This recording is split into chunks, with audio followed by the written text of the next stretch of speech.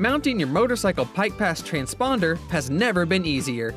The top piece of the PIKEPASS is what will go on your motorcycle's headlight. The bottom portion you will keep for your records. When mounting the PIKEPASS, first, determine a mounting location on the headlight 2 inches away from metallic vehicle parts. Then, clean and dry the area. Next, take the PIKEPASS and gently peel the backing off. When placing the PIKEPASS, press down along the edge.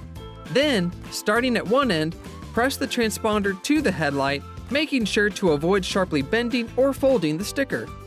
Do not attempt to remove the sticker once in place. And that's it!